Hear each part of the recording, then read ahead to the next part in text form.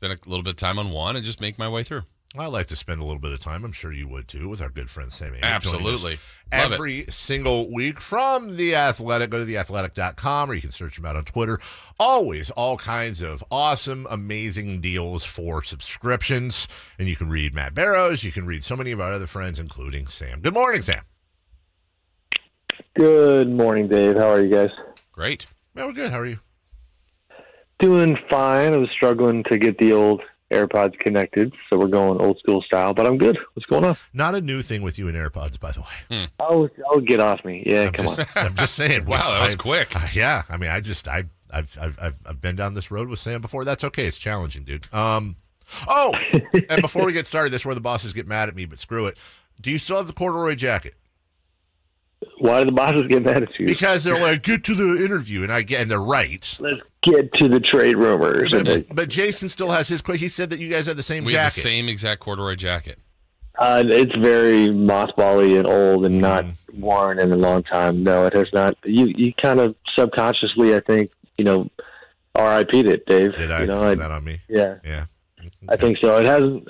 This is going to make your boss even less happy, but as far as chosen attire at NBA games, I'm going in the wrong direction because I had suit game for a while before COVID hit.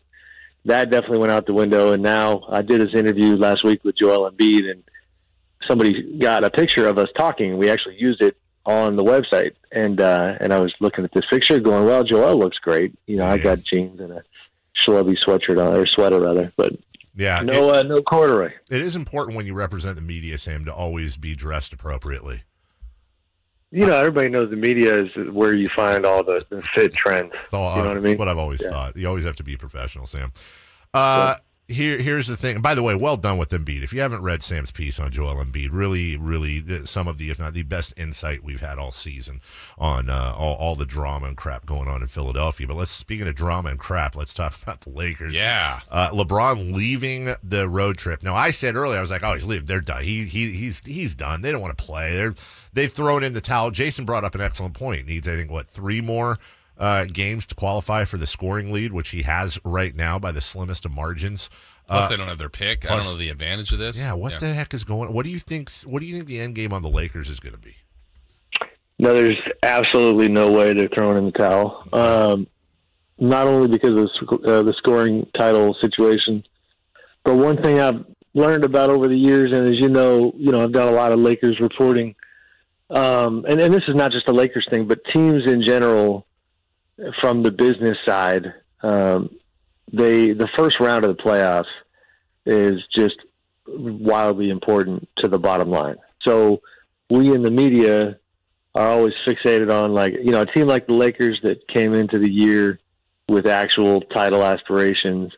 The fans and the media have this attitude of well, once you realize that's probably not in the cards, then maybe you throw in the towel. And it's just the Lakers in particular, I think because of the price tag of the team and just kind of the fact that they need to make money is I guarantee you they got folks telling them no, listen, we get to the first round and we go from there. That's it. So I really don't think they're going to wave the white flag. Obviously LeBron is dealing with the ankle and has been banged up lately, but AD's coming back soon. So we'll see what they can do. Sam, in your career and your crossings of a lot of these guys, is Russell Westbrook more on edge media-wise than ever? I know the team has lost more than anyone expected. It feels like a lot of it's being thrown on him, but he hasn't always been the warmest and fuzziest of interviews, but it feels like he is not handling this to his optimal, let's put it that way.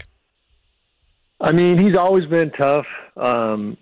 I would probably say that the difference right now in terms of the dynamic and just shooting straight like I tried to is in terms of the intimidation factor, which he's always been fine to me. He's had edgy moments with me, but we've never had any acrimony, and we've had good moments too. But he always had kind of the psychological upper hand in Oklahoma City because it was I'm doing my thing, I'm dominant. You can't really say much about how I compete and what I do. You can nitpick, but he was balling out. The guy's an all-time great. This is now the questions are very fair because the Lakers are struggling. He has a lot to do with it, and you can just feel that it's just different. Like, the reporters are not kind of giving in to like, well, he's grumpy, let's not ask him anything challenging, which would happen in the past. You know what I mean? Because you just didn't feel like dealing with the smoke, for lack of a better way of putting it. Now LA is different, man.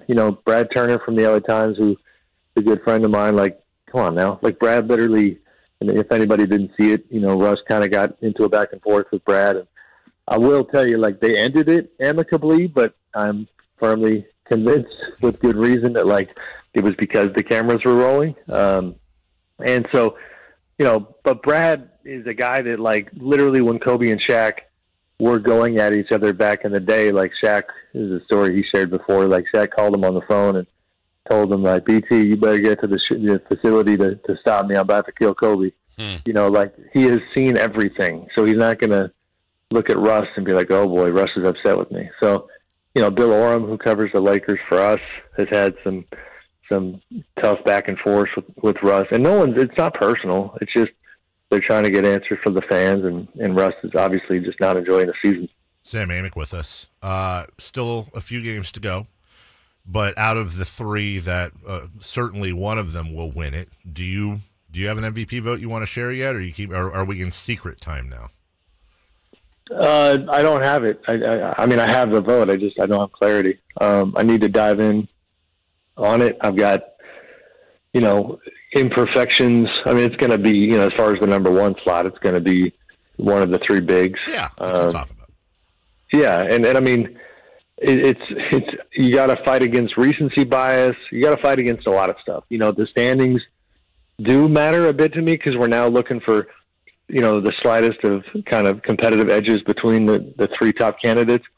And so all year long, if you want to look real quickly at like Jokic and Embiid, I've been in that camp that was saying, well, all right, well, just because Philly's third in the East, Denver's record is the same in the West. It just, that to me matters. But now it's like, all right, a little bit of a gap between them. I think it's 3 in the loss column at the moment. And then meanwhile, Embiid's fallen off a little bit. Jokic, I didn't watch the game, but I pulled up his box last night, and it's like, oh, cool, 15 of 19, 37, 11 and 9. Giannis kind of won that face-off against Embiid the other day, and Giannis is like, we can have voter fatigue all we want. I know that giving him a third one, might be unpopular, but you could make an argument that he deserves it. And and Jokic, I think for sure is, possibly going to be the guy. So I got to just dive deeper on it. So how does that process work? Like, you literally diving into some numbers? Do you talk to colleagues, others in those markets, or just how do you come to your process? Yeah, I mean, it's just slowing your schedule down and your brain down a little bit to I'm definitely, kind of the inherent or like nature of the beast being, I think most reporters, wait until deadline on a lot of things. So I don't have to make a decision for a while until the, end of the regular season.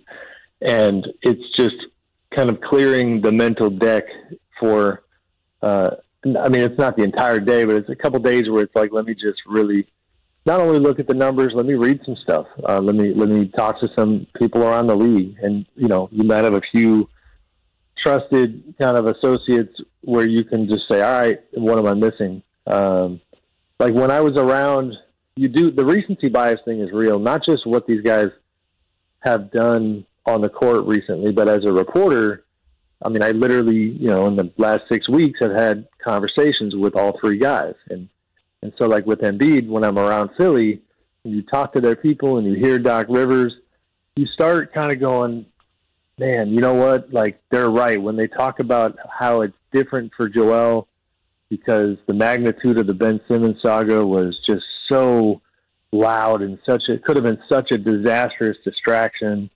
and that stuff is like nuance. That's not in the box scores.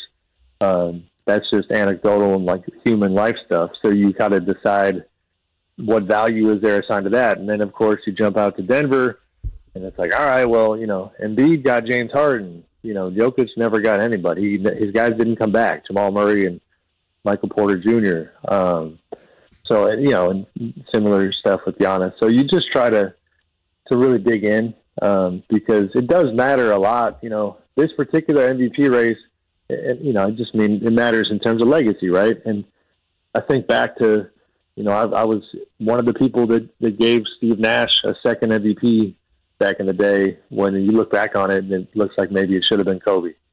And then when you look at the scope of some of these greats' careers, it's like, you shouldn't really think this way, but it's like, all right, am I comfortable with like Jokic having a bunch of MVPs and Embiid never having one? Like, yeah, maybe if he beats them out, but there's just a lot of layers to it. We got to wrap, and I hate that we have to wrap because, Sam, it's Jokic. Don't overthink it, buddy. It's Jokic. He's got one less win than Milwaukee. He doesn't have any of his guys. He doesn't have near the supporting cast as the other guys. Statistically, he's through the roof. Metrically, he beats Embiid in almost every category, and surprisingly, some in defense. He's top 10 in points, assists, and rebounds as a center. Just, I'm trying to make your life easier. It's Jokic. I hear you, brother. I do think I'm unofficially off Embiid as number one. Okay. That's fair. I think the Giannis thing is pretty real. Defensively is where Jokic is way better than people give him credit for defensively. Yes. But Giannis is a monster. Yes. So I don't know.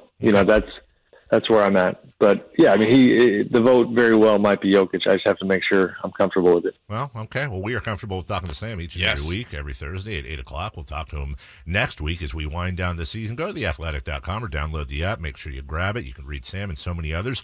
Buddy, appreciate you. Sorry about the corduroy jacket. Say hi to the family and have a good one. Thanks, Sam. Thanks, guys. Appreciate it. Take care. That's Sam Amick.